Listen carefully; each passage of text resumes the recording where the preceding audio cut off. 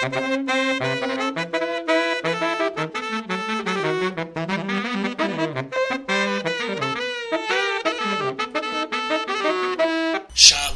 Dammit! This is Rabbi Sal Solomon with a Rabbinical reflection for the week of September 9th, 2012. You know, I worried when I was bringing my show, Shalom Dammit, back to New York, that off-off-Broadway would not be ready for me, that I would slink away with my tuchas between my legs, older, sadder, and wiser. Well, I am older and sadder, but not wiser. I had a wonderful time doing my show at the Roy Arias Theater Center for 2 weeks last month. We did 18 shows, chai, and we had the perfect mix of audiences. Young people who thought they were seeing Seinfeld, old people who thought they were at Yom Kippur services, and middle-aged people who paid bupkis for their tickets, fell asleep, then went home at intermission to watch Ice Road Truckers. But somewhere in there, we had people who got it. Audiences who laughed and clapped, or laughed and had to clap, or simply rode the wave of comedy, anger, and education. That is, Shalom Dammit, an evening with me. Best of all, the critics were nearly unanimous in their accolades. I may not know much, but I do know that when critics hand you accolades, you make lemonade. These are just some quotes from real theater critics in their reviews of my show. A stimulating and exhilarating experience. Roy Sander, BistroAwards.com. Oh, wait, he was talking about his new showerhead. Irene Bakalenik, 90-year-old theater critic for JewishTheater.com, wrote, Shalom Dammit calls to mind the more political, biting commentators of another ilk. We think of Mort Saul, Lenny Bruce, Jackie Mason, Jerry Seinfeld. Wow! Of course, she left out Pigmeat Markham, but nobody's perfect. Ed Malin of NewYorkTheater.com called me humorously self-loathing, which is only half right. I loathe everybody. But he also said, if you are looking to laugh at yourself a little and at others a lot more, this would be a good show to attend. Well, who isn't looking to laugh at others? Republicans, lawyers, people with lupus, they all come in for their share of giggles. How about this from Two on the Aisle TV host Leslie Hoban Blake? Wildly funny and intentionally abrasive. Think Tom Lehrer. Whoa, Tom Lehrer. Leslie, I am not worthy, I am not worthy, I am...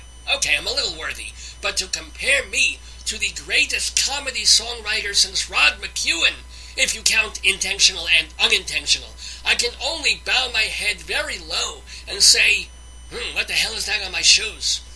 Now, not everyone is a fan.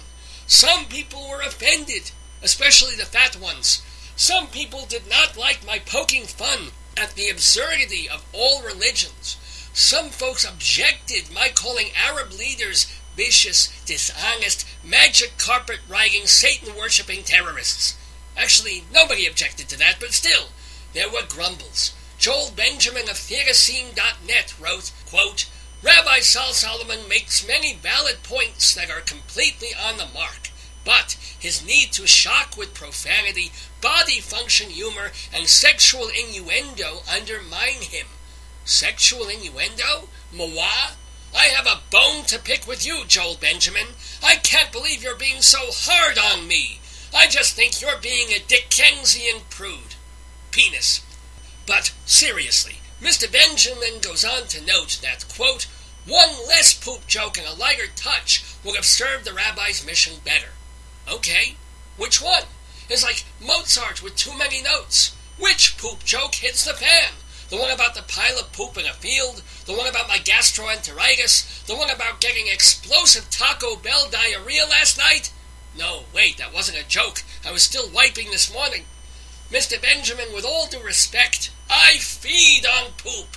Contrary to Mary Poppins' diagnosis that a spoonful of sugar helps the medicine go down, I say a bucket full of shit helps people laugh, forces them to exhale and not be so uptight, and then allows me to bring my message to the masses and my mass to the messes. If I want you to pay attention, I'm going to use exactly the words and phrases that will make you take notice, even if it means lobbing Yiddishisms, bad puns, and even scatology. After all, I'm not Catholic, But to his credit, even Mr. Benjamin notes that I have a genuine spark, an untamable whirlwind of passion, which would shock the hell out of my wife, let me tell you. So I thank him and all the critics and audiences who came to my show and let me practice my special brand of Judaism on them. You'll be happy to know I am in the process of reshaping the show into a one-act, so no one can escape at intermission.